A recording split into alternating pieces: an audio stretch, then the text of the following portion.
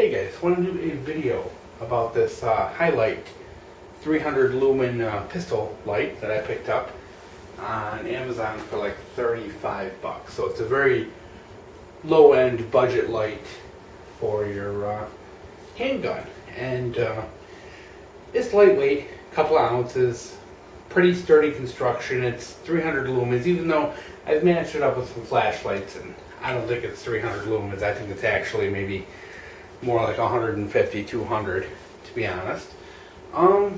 Uses one CR123 battery, mounts onto a Picatinny rail, has a quick disconnect, very simple, easy, you know, kind of beginner model light. And I can hear a lot of you rumbling in my head already. Why would you buy a cheap piece of garbage, Chinese-made piece of junk like that? Buy something better, you know, especially with gear that your life should depend on. And guys, this is a piece of gear. This is an accessory that you're using for defensive purposes. This isn't, you know, kind of a fun, well, they are fun, but this isn't something you just buy whimsically. This is something that you buy to, you know, turn your firearm into a better defensive weapon. And lots of times quality is a very important thing, because if, you know, it fails you, it's effectively worthless. Now, the lucky thing about an accessory like this is it does not affect the function of the weapon if it does fail, like an optic or a scope. So if you do buy something in this price range and it fails on you, it's literally doing nothing to hurt you in a defensive situation. So I kind of feel it's a little easier to justify buying a low-end piece of gear like this as opposed to an optic for your firearm. Now, why would you want to buy this? What might you want? You know, might you want it? Well, number one, let's just say you are on a tight budget. You can't afford a nice streamlight. You know, they can run anywhere from like $100 to $250. You just don't have that kind of money. You doubt you'll ever use it. Sometimes it's nice just to buy something like this. It's an extra thing, you know, to have, gives you a little extra capability, and once again, doesn't hurt you if the item fails. But it also can increase your training. This is something you can use, train with, and become proficient with.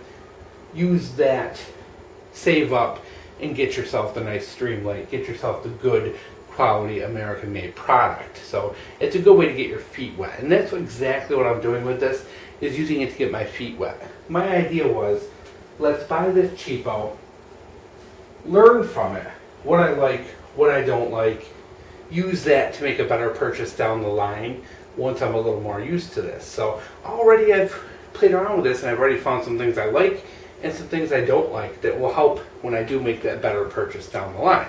And I'll kind of show you real quick. Now, first of all, as you can see, it mounts on a Picatinny rail. But you can see it's a little wobbly. Let me get here behind the camera. Sorry guys. It's a little wobbly. It doesn't fit perfect in a Picatinny. So that's something I noticed right away when I brought this to the range and shoot it. It does wiggle around a little bit, and it does rattle a little bit and makes a little noise. Okay, so I've kind of already figured out one flaw. So when I look for something permanent, I definitely want to make sure it's something that's going to fit really good on the Picatinny. Now here's something I like. I like this Quick-Detach. I really like being able to take it on and off in a second's notice. So I do like that Quick-Detach. I know some of them have are held in place with screws. I really like this kind of snap disconnect. My feeling is you're not going to get one that's very stable and also have this sort of quick disconnect. So I may have to compromise on that. So another kind of feature I do like.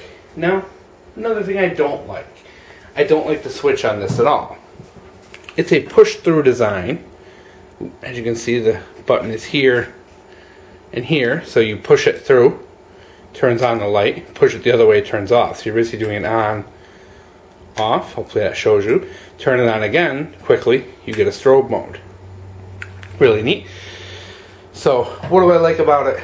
It's easy to reach on both sides, so when you are handling the firearm, you reach it with your thumb on the one side and your trigger finger on the other. Now if you have short stubby hands like me and a big firearm like this, it may be kind of difficult to reach with your trigger finger, so turning it on or off could be a little difficult if you have small hands or just a really large firearm or an unusual Picatinny. Now, I've put this on several guns, and some firearms it rides really far back, and some of them kind of sit forward a ways. As you can see here, there's a bit of a gap. So every firearm's different as to the placement of their Picatinny underneath and how far they go back for mounting purposes. So that is something to pay attention to. Now, so as we said, I really don't care much for the switch. Now, I know the Streamlight have a whole different setup, and their switch is on the back, and I think I might actually like that better. One of the things I don't like, you turn your light on, you set your firearm down, not so much on this soft towel, but sometimes if you set it down, you have this thing protruding. If you were to set that down on something or bang it, you can effectively shut your light off just by the handling of your own weapon. So it is kind of something that is not my favorite of this, is that it is really easy to shut off accidentally. See if we can get a good angle here for while we talk. Of course we can't. Yeah, making videos, guys, never easy. Let's just say, we'll just zoom in and get on the road here. Alright, so we got this Hilight, 35 bucks. I've been playing with it at the range, and I think I put about 100 9mm through it and about 50 45s. And then there's a couple other guys at the range who were shooting, and I kind of said, hey, you know, you might just clipping this on and see, you know, make sure it can take it. So it probably went through another like 50, 60 rounds. So I've got maybe 200, 250 rounds through it in different calibers, different firearms. And as you can see, it still works fine. You do always have to be leery whenever you buy a Chinese-made product, because their quality control is usually, you know, a little dodgy. So I know there are good products out there that are Chinese-made, but they're not all. I know a lot of people think very highly of the Nebo flashlights. N-E-B-O, I think it's pronounced Nebo. And they're really popular and people really do like them. However, if you actually look online at the reviews, you see a lot of people have quality control complaints about them. The reason why I did pick up this particular Hilight is when you go online, the reviews are actually extraordinarily good. A lot of people you read who've put these on AK-47s, AR-15s, and shotguns, and put hundreds, if not thousands, of rounds through them, and they still work perfectly.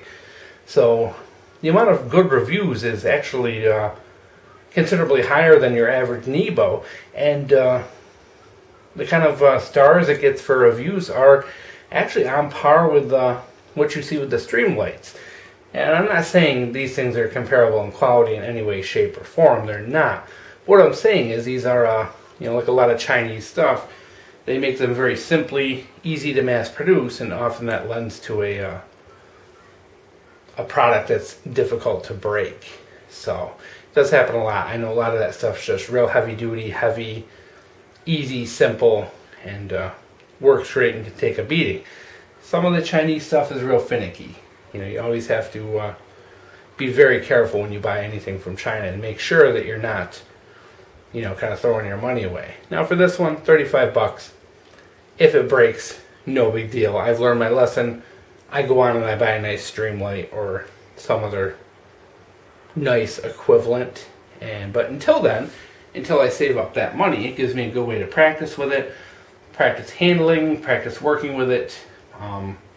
I'm going to keep it on this SIG here because, number one, I don't have any holsters for this SIG. It's a really tough firearm to get a holster for. So this is my nightstand Defender, and I figured I'd add it to this because, you know, it's something I can't really carry conceal on me because of the whole holster issue. It's a good caliber for home defense, the 45, and it's a good, I think, just a good place to keep it, and it's a good long full-size gun, so it's good for use around the home, and overall makes a good match. So overall, guys, this Hilight is decent. It's got some flaws. It's not perfect. You know, it's Chinese made, so quality control could be low. You know, you may not have a good experience like I have. That's a real possibility whenever you buy something from overseas. But overwhelmingly, these things do have a good reputation. They are one of the most inexpensive on the market, and they work really well for just, you know, just in case kind of use. You know, test them out, make sure they work good, and don't abuse them, and there's something that should last you and be available to you should you ever need them. So there you go, guys, the Hilight 300 lumen pistol light review.